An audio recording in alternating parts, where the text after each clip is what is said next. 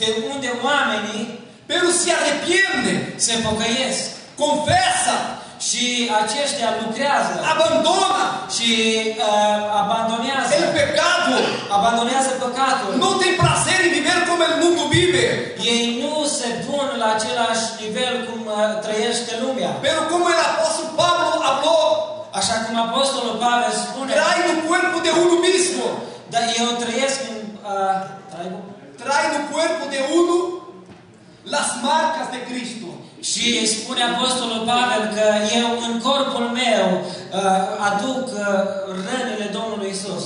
Alabado seja o nome de Lăudat Jesus. să fie Domnul Isus. E nós outros miramos na terceira carta da igreja de Pérgamo, Și după aceea vedem în biserica la a treia profeție din Pergam, que está no capítulo 2, versículo 12. care este așezată în capitolul 2, versetul 12. Pérgamo significa casamento. Și Pergam înseamnă căsătorie. Uma igreja, amados hermanos, Este o biserică aleluia, que também passou por muitas pruebas. care a trecut în același timp prin multe încercări. Pero o Senhor disse assim: eu tenho pouquitas coisas contra você. Și spune Dumnezeu, eu am câteva lucruri împotriva ta. Porque tienes aí Pentru că tu ai acolo, a los que siguen a doutrina de Balaão. ai câțiva care continuă și... Dar ce am împotriva ta, tu ai acolo niște oameni care țin învățătura lui Balaam. A doutrina de Balaão, hermanos. Doctrina lui Balaam, Balaão tentou echar maldição contra o povo de Deus. acest om a început să provoce multe lucruri rele în lucrarea lui Dumnezeu. Pero ele abria sua boca para maldizer a la gente de Deus. Acest om a început să spună lucruri urâte despre lucrurile lui Dumnezeu. E Deus metia aí uma bendição. Dar Dumnezeu prin aceasta a făcut o binecuvântare. E Balac se enojava com isto. Și Balaam s-a supărat pentru aceasta. Porque contra este povo, hermanos, Pentru că împotriva acestui oraș não há maldições. nu ai lucruri care pot să se întâmple. Porque maior é aquele que está conosco Pentru că noi avem pe acel ce este mai mare do que aquele que está neste mundo. de acesta care este printre noi. Pero Balaão começou a ensinar Balac. Balaam a început să facă lucruri de Balac. A echar tropeços. Trampas, tropeços. Care a învățat pe Balac să pună o piatră de potignire împotriva copiilor lui Israel. Glórias a Deus. Ca să mănânce din lucrurile jertfite idolilor și să se dea la curvie. Então Israel começou também a se descarriar do caminho de Deus. Israel a început să piardă deja controlul asupra lucrurilor spirituale. Pero mais uma vez miramos o amor de Deus.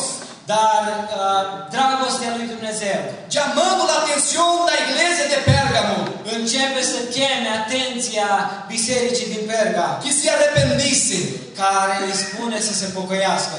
E aquele que tem ouvido, oiga o que o Espírito diz às igrejas. Și din nou spune, cine are urechi să asculte ce zice bisericilor Duhul.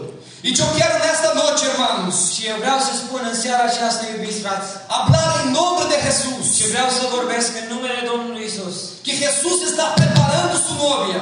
Pentru că Domnul Isus își pregătește mireasa. Está permitindo oportunidades para seu povo. Și mai permite ca să se pregătească pentru a o răpi. Está usando servos em todo o mundo. Și începe și folosește servi în toată lumea. E vai usar de uma maneira sobrenatural. Și o să înceapă să folosească oameni supranatural. Em todas as igrejas. Și o să fie în toate bisericile. Deus vai começar a usar homens e mulheres de Deus. Și Dumnezeu va începe să folosească oameni și femei para trazer uma palavra mais dura, ca să aducă un cuvânt dur. uma palavra de última hora. Și o să aducă un cuvânt de ultima vreme. Porque hoje estamos vivendo dias Pentru că astăzi noi trăim zilele din vorba. en que la gente no le gusta más escuchar ciertas palabras. Și la oamenilor nu le mai place să asculte cuvintele adevărate. Hay líderes que están prohibiendo ciertas predicaciones. Și sunt lideri care încearcă să interzică lucruri spirituale. Con miedo que la gente se va. Și au teamă că oamenii se vor duce. Pero quien tiene Jesucristo en su corazón, Dar cine are pe Dumnezeu în le inima lui, gusta escuchar la verdad. îi place să asculte Porque la adevărul. verdad libera a uno. Pentru că adevărul dă libertate. Dios no está preocupado, hermanos, Dumnezeu este ocupat astăzi. con iglesias que tengan un casamiento con el mundo. Dumnezeu nu este preocupat cu oamenii și biserica care este căsătorită cu lumea. Iglesia casada con el mundo. Biserica căsătorită cu lumea de Es afară. aquella iglesia que no tiene diferencia ninguna. Este biserica aceea care nu se vede diferența. Nadie puede decir lá afuera que usted es un cristiano. Dacă nu poate să spună nimeni că afară ești creștin. O que usted es una cristiana. Nu poate să spună că ești o creștină. Porque no hay diferencia ninguna. Pentru că nu este nicio diferență. Pero nessa noche, Dar în seara aceasta, Dios está dando un lembrete para alguien aquí. dar Dumnezeu dă un semnal în seara aceasta. Prepárate, ó Israel. Pregătește-te, Israele, Porque muy pronto Jesús viene. pentru că în curând Iisus vine. Es más rápido que mucha gente está pensando. Este venirea Lui mai aproape decât Mucha gente se está se gândesc. descuidando. Mulți oameni nu se mai îngrijesc de aceasta. El amor de muchos está se esfriando. Mulți dintre ei și-au pierdut dragostea. No quieren más hacer nada para Dios. Nu mai vor să facă nimic pentru Dumnezeu. Tudo es difícil. Totul este dificil de a Pero face. cuando nosotros estamos en el primer amor, iglesia, Dar noi, când am fost în dragostea din tâi, biserică, no hay barrera, noi nu avem bariere, no hay dificultades, nu sunt dificultăți, no hay noche caliente, nu ai nopți calde, no hay noche fría. nu ai nopți friguroase. Porque el amor de Dios nos calienta. Pentru că dragostea lui Dumnezeu ne încălzește. El amor de Dios nos hace superior a las pruebas. Pentru că dragostea lui Dumnezeu ne face puternici când trecem prin Quem încercări. sabe usted está pasando por alguna prueba hoy, Dacă ești acela care treci prin încercare pero astăzi, Dios en su fidelidad dacă Dumnezeu îți cunoaște aceasta, no permite nosotros pasar una prueba dacă Dumnezeu te lasă să treci prin que încercare, nosotros no podemos suportar. dar Dumnezeu nu ne va lăsa să trecem printr-o încercare care Mas noi nu o putem juntamente con la conduce. prueba, Pentru că trecem prin încercare, Dios ya muestra una puerta de escape. El ne va arăta poarta de ieșire. Dios de esta última hora Este ultima vreme. quiere contar con una iglesia verdadera, Hai să contăm pe o biserică adevărată. una iglesia como Éfeso, Este ca o biserică ca Efes. pero que tenga el primer amor. Dar să aibă dragostea din Porque tâi. el primer amor es todo na vida de uno. Pentru că dragostea din tâi. El primer amor es uno tener a Jesucristo dentro de su vida.